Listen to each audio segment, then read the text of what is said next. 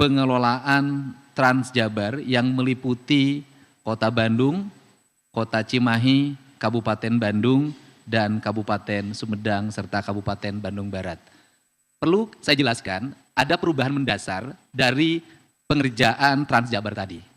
Sebelumnya, Transjabar itu dikelola oleh BUMD. Nama BUMD-nya adalah Jasa Sarana. Di Jasa Sarana ini, dari angka 119 miliar, pemerintah daerah harus menyerahkan 5% buat jasa sarana. Setelah itu, ketika ada keuntungan dari pengelolaan itu, kita juga harus bayar operasional pada jasa sarana. Artinya ada sebuah BUMD yang bertahun-tahun di Jawa Barat menikmati uang dengan mudah tanpa bekerja. 5% dari 119 miliar, dia menerima bersih, masuk uang saku pengurusnya. Ditambah lagi, tambahan biaya keuntungan yang diperoleh. Saya melihat bahwa ini sesuatu yang bodoh yang dilakukan secara terus-menerus. Sehingga mekanismenya diganti langsung saja antara Dinas Perhubungan dengan Damri dan dengan Bluebird. Tidak lagi harus melalui BUMD, pemerintah bayar, kemudian Pemkot dan Pemkab bayar tanpa harus memberikan fee dan biaya operasional. Artinya dari kontrak ini pemerintah Provinsi Jawa Barat kurang lebih adalah yang bisa masuk menjadi anggaran yang bisa digunakan untuk pembangunan kurang lebih 10 miliar dalam setiap tahun. Enak betul jadi BUMD di Jawa Barat. Setiap tahun bisa memperoleh 10 miliar tanpa harus bekerja. Dan tanpa harus melalui pemilu. Ya tepuk tangan ya, kita ini anggota DPRD harus pemilu dulu. Ini tidak usah pemilu dulu. Cukup jadi komisaris, jadi direktur, dapat uang saku, sah, mengikat tanpa pernah dicurigai oleh siapapun. Nah ini satu hilang. Yang satu lagi sudah kita putus juga. Dalam setiap tahun Pemda Jawa Barat kan menganggarkan hampir 11 miliar uang untuk sewa mobil listrik. Mobil listriknya disewa dari pihak ketiga melalui BUMD. BUMD-nya apa Pak Sekda itu? MUJ. Nah, MUJ. Kemudian satu mobil listriknya rata-rata 300 juta dalam setiap tahun. Mobil listrik buatan pabrik di Subang sekarang 600 juta sudah mewah.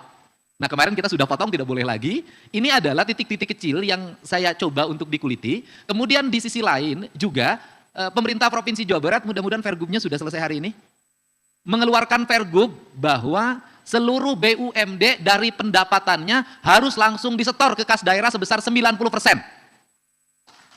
Tidak boleh lagi diparkir. Nah kemarin itu beberapa tahun yang lalu, itu pendapatan BUMD itu disimpan di BUMD dulu. Setelah itu mereka bikin anak perusahaan. Setelah anak perusahaan bikin cucu perusahaan. Setelah bikin cucu perusahaan bikin cicit perusahaan. Kalau itu belum cukup juga mereka bekerja sama dengan pihak swasta lain. Di perusahaan-perusahaan di Jakarta. Ujungnya seluruh investasinya tidak ada yang uangnya kembali. Dan bahkan ada yang rugi jadi hutang BUMD. Nah seluruh kegiatan itu hari ini kami hentikan, setiap pendapatan langsung di-store ke kas daerah sebesar 90%. Jadi tidak lagi ada kegiatan-kegiatan yang bersifat investasi tanpa perhitungan, tidak lagi harus membuat anak perusahaan, cucu perusahaan, dan cicit perusahaan. Nah dari seluruh rangkaian ini memiliki relevansi dengan KUA PPAS yang kita sepakati bersama. Kita paham bahwa penyusunan KUA PPAS 2027 kita berada pada titik yang sangat diperlukan kecermatan dalam melakukan penghitungan, kecermatan dalam melakukan penganggaran, kecepatan dalam melakukan belanja, serta kemampuan kita keuletan dalam meraih mengumpulkan dana pendapatan daerah. Kita paham bahwa saat ini seluruh rangkaian kegiatan yang menjadi hak pemerintah Provinsi Jawa Barat dalam bentuk BBH tidak bisa diperhitungkan secara tepat dalam setiap tahun, mengingat terjadi perubahan-perubahan kebijakan yang memiliki implikasi terhadap pendapatan daerah Provinsi Jawa Barat. Untuk itu, ada satu lagi yang tahun depan itu mungkin akan berkurang, mudah-mudahan sampai 0, yaitu biaya operasional Kertajati sebesar 60 miliar, seiring dengan alih fungsi pengelolaan Kertajati dikelola oleh Kemenhan, oleh pemerintah pusat, maka kita tidak perlu lagi mengeluarkan biaya operasional. Aspek negosiasi yang dilakukan dari proses pengalihan pengelolaan Kertajati sedang kami lakukan dan tidak bisa disampaikan dalam sebuah forum terbuka. Nah, untuk itu ini adalah harapan yang akan dilakukan oleh kita ke depan. Dari seluruh rangkaian ini, maka fokus kita satu, kita harus menyelesaikan apa yang menjadi kewajiban pemerintah Provinsi Jawa Barat, yaitu kewajiban menyelesaikan seluruh belanja yang wajib dan mengikat. Saya sampaikan bahwa belanja yang wajib dan mengikat untuk Provinsi Jawa Barat dalam kategori aman.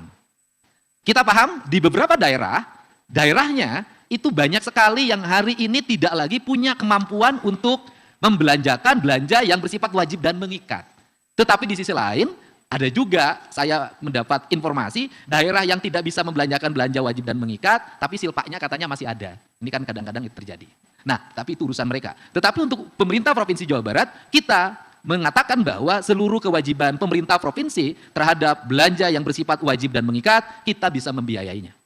Kemudian juga, biaya-biaya lain yang itu menjadi kewajiban pemerintah daerah yang bersifat pelayanan dasar, kita masih bisa membiayainya.